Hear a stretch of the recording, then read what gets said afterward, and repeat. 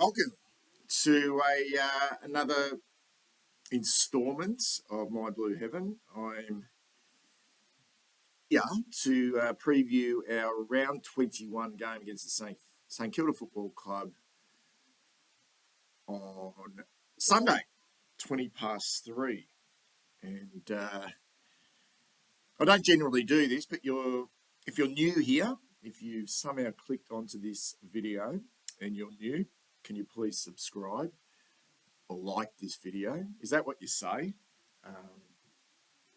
Sometimes I just feel like the reason why I don't ask for people to subscribe, I feel like one of those organisations that position themselves out the front of a supermarket. When you go into a supermarket after work, you just want to get in there and get your stuff and get out. And I do feel sorry for them. It must be a tough gig.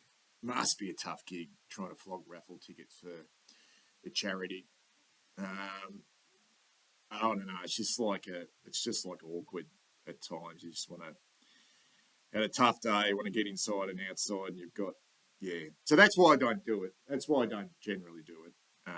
And fact of the matter is, I think I've got around about 2,500 subscribers, which is okay, I think. And my goal is to increase that up to, I don't know, around about 20,000 subscribers before the end of the year. So yeah, that's my short-term goal. So I'll start asking for your support on that. Anyway, what the fuck am I talking about? I'm here to preview this game on Sunday. And I must say, before I get started, I am a fraction nervous about this one and weary. For a number of different reasons. Something about St Kilda. In fact, there's something about a lot of clubs that we face, to be perfectly honest, that have left some significant scars on our football club that are lingering, that continue to linger. And I don't know, like St Kilda, there's a history there. There really is. I mean, we certainly made a mess of this mob when I was growing up. And they've certainly repaid that in bucket loads, when they were really good there for a significant period of time, but didn't quite get the ultimate when Ross Lyon took over as coach. But they were a good side. They were a really good side, and they used to give us an almighty fucking belting when the likes of Del Santo and Revolt and Goddard and Luke Ball and Lenny Hayes and the G Train, and yeah, I mean they were a bloody good side and really well coached. And then there was that little bit of time there where Rats took over, and we got them a couple of times. I remember Walker kicking a late goal one night, might have even been a Monday night, that game, when Walker kicked a late goal and we upset them. And then one other night, I think we our little amigos, Betts, Yaron, and Jeffy Garlett had a night out at Marvel, and we got the chocolates. But yeah, they just, even last year when Rats took over as coach and he was coaching them, they won twice last year, and now Ross the Boss is back. It's going to be a difficult one. I just feel with this team of ours, it's just been a really good period. 6 weeks of really good football, and the emotional investment and the extra application which is required to go to that next level. I don't know. I just got this feeling there might be a bit of a dip. And if there is a little bit of a dip, you don't want to necessarily be doing it against St Kilda at Marvel Stadium, particularly of Ross Lyon. He'll certainly make you pay. And the Saints will make us pay. Not like they've been in unbelievable form. And you look at the position on the ladder, obviously we're 7th and we're in there now, and the Saints are still 5th. But it feels like they've been hanging on. You know, like it just feels like they've been hanging on. But you look at their last 5, and it's not like they've been ultra impressive. In those 3 wins out of their last 5, they obviously beat the Hawks on the weekend, and they just exploded out of the blocks, you know, in that first term. And they end up kicking 19 goals, 8. And when they're on in front of the big sticks, they are on. I mean, that's efficiency at its best. And Hawthorn hit back, but it was a little bit too late. And yeah, they've probably found a little bit of confidence, St Kilda, with their ball movement. And to kick 122 points, although they did kick straight, they haven't done that for a while. In fact, yeah, they haven't necessarily been a high-scoring football team. Just scraped in against North Melbourne the week before that. The Gold Coast Suns got them. We've got to travel there shortly. That's going to be a difficult task. The D's got them, and they just scraped home against the Eagles. And we know our form. And we know what a tremendous win that was. And they're probably, look, to be perfectly honest, St Kilda supporters are probably feeling exactly the same as us. They've probably looked at those games, they've looked at our form, and they've looked at us against Collingwood last Friday night on the big stage, and they're probably shitting themselves about the prospect of us. You know, with Charlie and just blokes in terrific form and playing really well as a team. And it looks just a completely different, I suppose, situation than when we met them back. What was it? We met them back in round 6, you know, and that sort of etched in my memory, that game, because it was so tight early and it was a bit ugly, and then they just blew us away in that third quarter, and they really did blow us away. And it was pretty much symbolic of that period through there where we were just we just couldn't score. We kicked 8 goals for the game, and yeah, they just suffocated us. Although we probably were our own worst enemy. So will this be a low scoring affair, or will it be a bit of a shootout? It feels like it could be a bit of a shootout. Although who knows what Ross the Boss has got in store for us on Sunday. What I'll do, just to get things started, just talk a little bit about Michael Voss and the Ross Lyon head-to-head in the coach's box, because it goes a bit back. And I suppose these fucking blokes are competitors. They're just like, why would you want to coach unless you are a competitor? And what we know about these two blokes as footballers, and I was old enough to remember Ross Lyon when he played, and he was a fucking good footballer, tough as nails, but really skillful and just a competitor, real competitor. If it wasn't for a lot of injuries, he would have had a bloody long and good career. He still did, but he was cut down pretty early in his career with knee injuries and gave it away in 1995. I knew he went to the Brisbane Lions after Fitzroy, but I didn't realise he was only there for the year, and I thought he played more than the 2 games at the start of 1995, the opening games of that season. And he actually played with Michael Voss in those 2 games that he played at the Lions. So they have a relationship there. They've crossed paths as players. And we know Voss's story when he took over the coaching job from Lee Matthews at the Lions in 2009. Ross Lyon was in his 3rd season as coach of the Saints, and it got them purring along. And when these 2 clubs played each other, and it was 3 encounters, the Lions faced Ross the Boss between 2009 and 2011, before Ross headed off to Fremantle. The Saints saluted 3 times. So the record between Voss and Ross at that stage was 3-0 in favour of Ross Lyon. And once Ross Lyon fled, we think he fled to a certain extent to the Fremantle Dockers in 2012, The coaches obviously went head-to-head again in the coaches' box twice in 2012 and 2013. And once again, at Fremantle, Ross Lyons' boys saluted both times against the Lions before Voss was basically sacked as the coach of the Brisbane Lions at the back end of 2013. So the record at that stage was 5-0 in favour of Ross Lyon against Michael Voss. And then when our boy Michael Voss finally got his opportunity to coach a senior side again,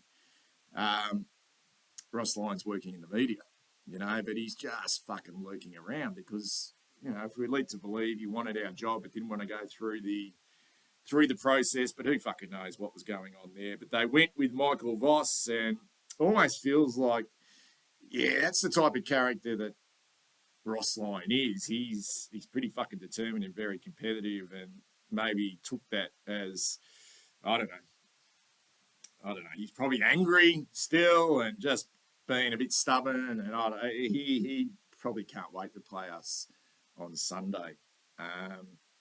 And their only counter this year was a win to and I mentioned that before, a win to the St Kilda Football Club back in round 6. So the record between these two boys when they go head-to-head in the coaching box is 6-0 in favour of Ross Lyon. And I'm sure Michael Voss is aware of that. You'd have to be aware of your record against certain coaches. You'd have to be.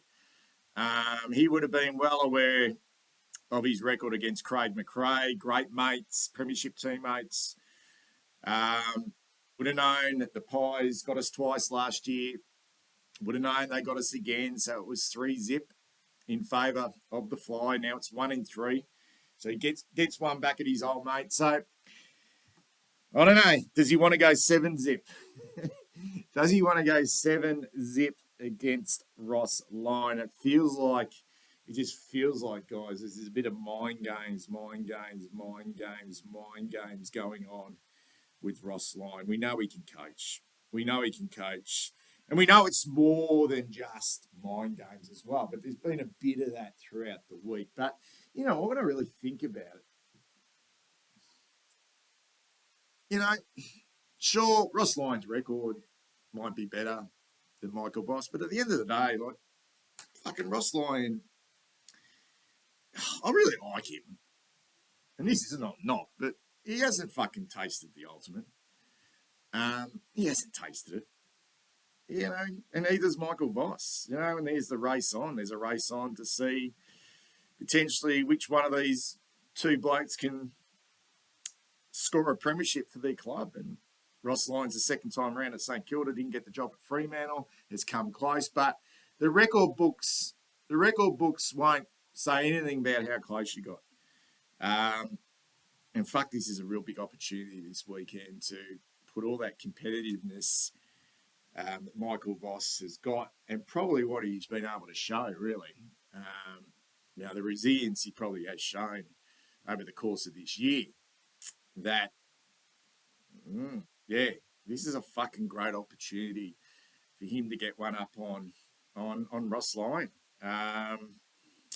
Bring it on. Look, I'm a fan. I'm worried. Of course I'm worried. I'm worried of the fact that we've just been so up, and there might be a bit of a lull, and the fact that we've also got some significant injuries, which I'll get to shortly. And you can't fucking ignore that. But if we think the system, and if we think this is a whole squad mentality and next soldier in and all that sort of garbage, and we do, look, when we faced St Kilda last time, they'd had a pretty wretched run with injury.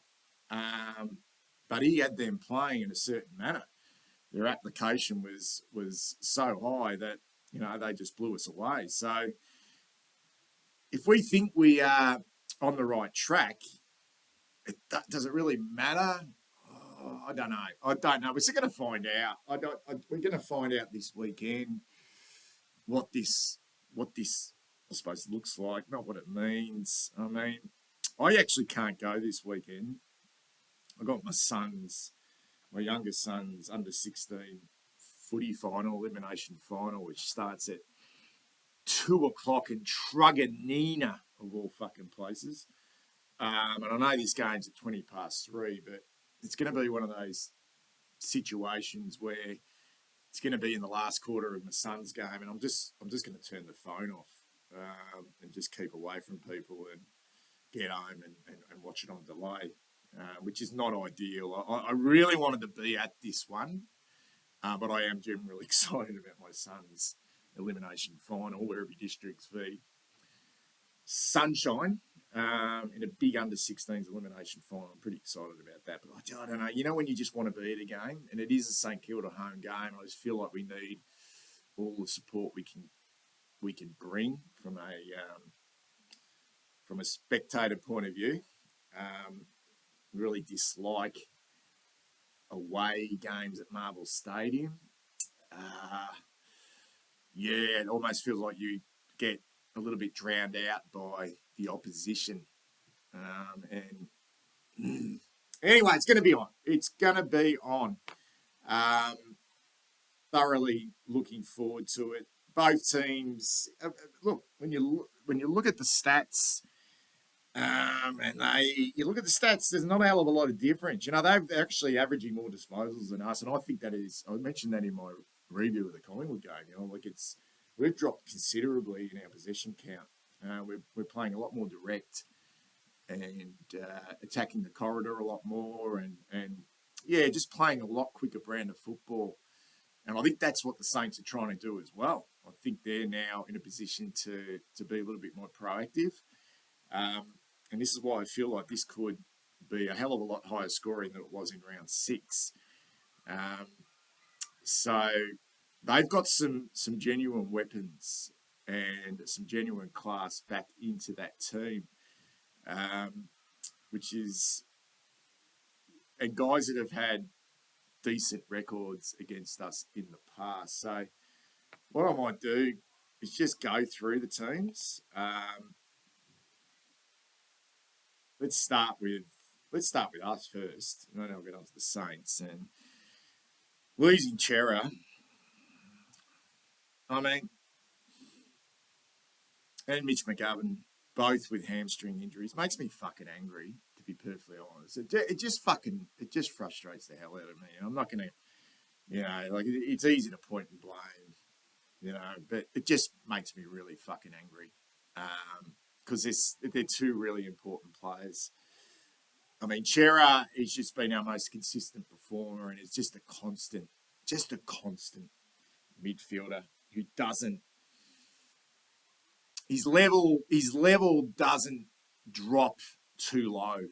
You know, he's so consistent and so tough and so strong, and yeah, he's very, very reliable, and that it feels like it hurt. And I know I said last week that Dow coming on was really important for us in that last quarter, but Paddy Dow he's not Adam Chera, and we don't expect him to be.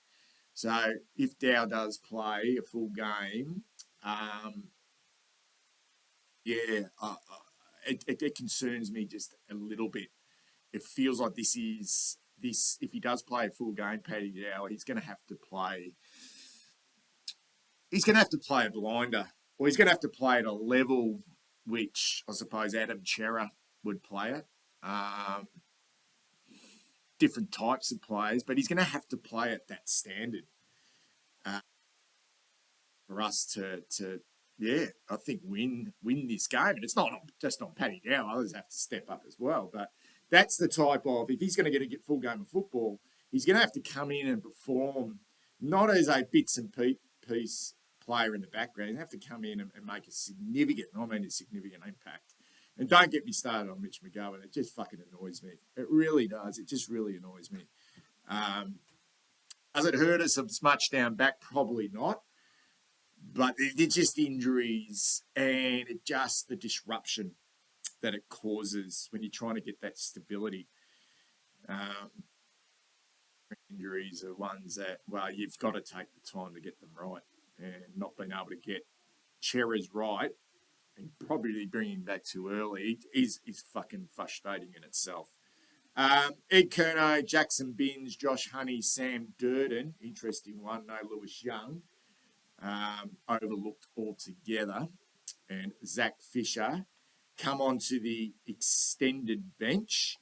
All of those boys. So none of them are in at the moment. We'll find out at around about 5 o'clock tonight what that final makeup of the team will be. So at the moment, we've got Zach Fisher, Paddy Dow, Matthew Cottrell, Jesse Motlop, Ed Curnow, Sam Durden, Jackson Binns, and Josh Honey on the extended bench. We can only pick 4 from that. And if I'm going to guess, do we necessarily need coverage down back? Marchbank, Wiedering, Kemp, potentially. It could be Sam Durden. It could be. So I'm going to roll with Sam Durden. I just feel why wouldn't Lewis Young be there? Because I'd be pretty confident if Lewis Young was named that he would play. So I'm going to go Durden, Dow, Cottrell, who needs to lift. Durden, Cottrell, Dow, and Motlop, meaning Fisher, Binns, Honey, Ed Curnow miss out, and one of those boys will obviously be sub, which will probably be Ed Curnow, but it wouldn't at all fucking surprise me if Ed Curnow was named to play. But it is what it is. It is what it is. Maybe we need to bring a bigger body in replace of Adam Chera and a little bit more coverage in the mix. When you look at our lineup, it's still relatively strong. And every player you look at in that team is having an impact. Guys who I think really need to have a day out after relatively quiet ones last week with Mark Pitnet and Tom De Koning. They'll go head to head against Rowan Marshall. I can't see who they will be using unless they bring Jack Hayes in. Who they use as a backup ruckman? Zane Cordy does a little bit in the ruck, but will they need him to play on Charlie? But we need a significant lift. And what's St Kilda, although he's not a big tap ruckman, Rowan Marshall, he does win a lot of clearances, and St Kilda dominated the clearances out of the middle in that first quarter against Hawthorn last week.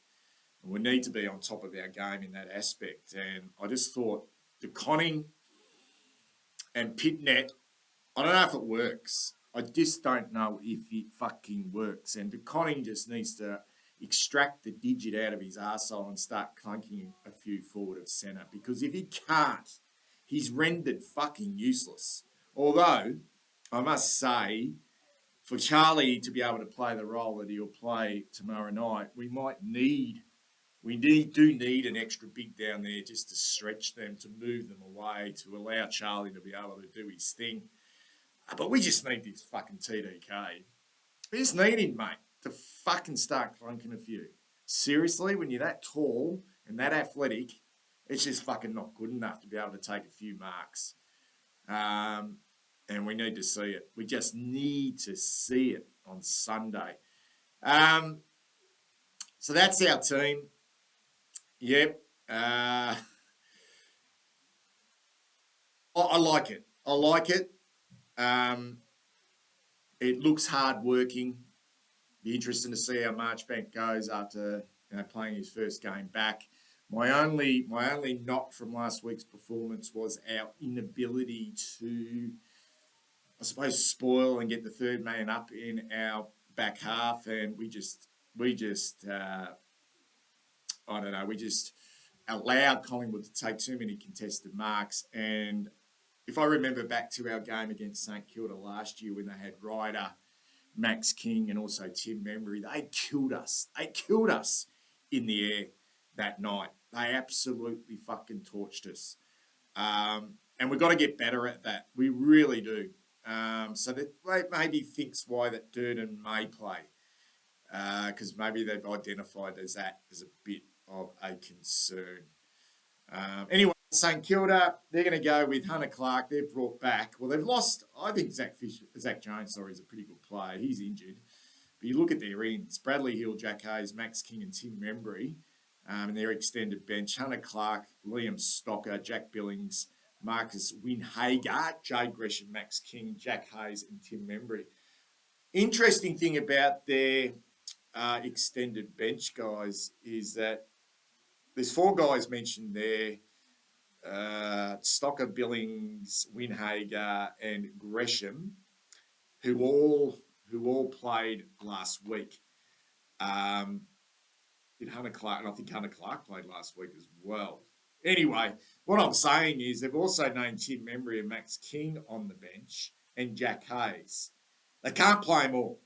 They can't play him all, and I can't see them dropping Jack Billings. He's got a fucking good record against us, and he's one of those really shit-me type players who will lift against us. It just feels like fucking Jack Billings will lift against us. And the same with Jade Gresham. It's funny, isn't it? Because apparently we're in the Jade Gresham. Wouldn't it surprise me if fucking Ross Lyon just goes, no, we're not playing Jade Gresham this week. We're not playing him. You're not going to have a look at him. I don't know. He's just that fucking type of individual.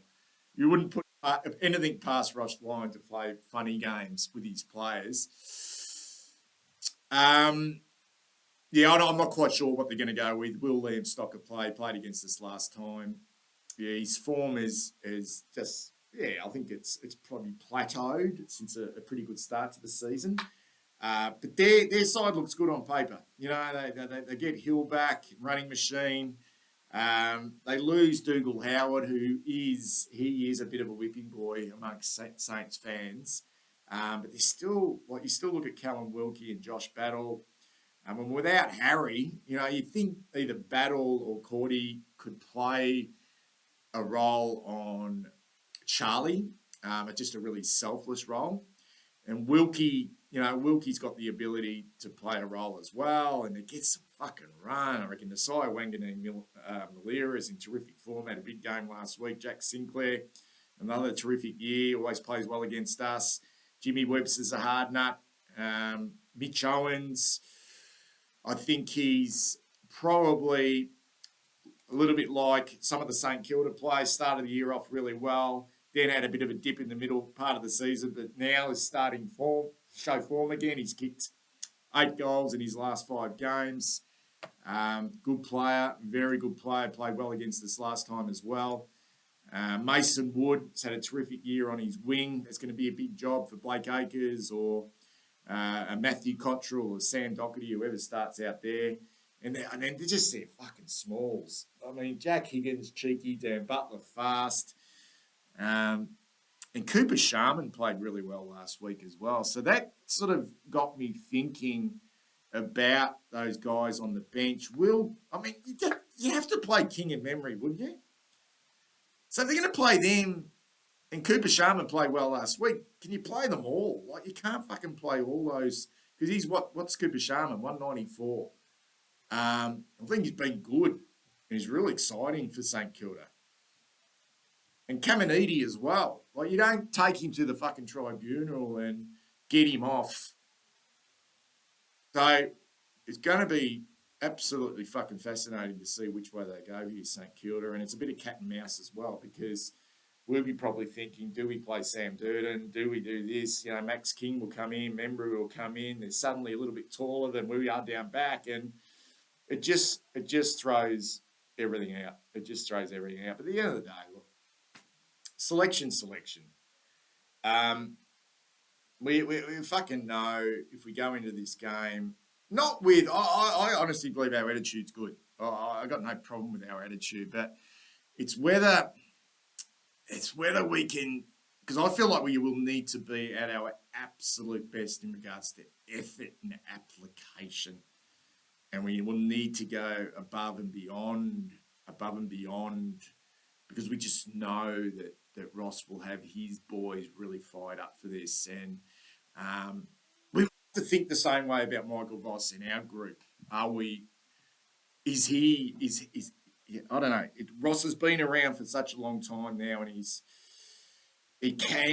proven with getting his boys really fired up. We've just started to see it with our boys. Anyway, we're going to find out. We're going to find out on Sunday about this one. But I must say, I am a little bit worried, guys. I'll speak to you probably on Monday with a review of this big clash top 8 clash.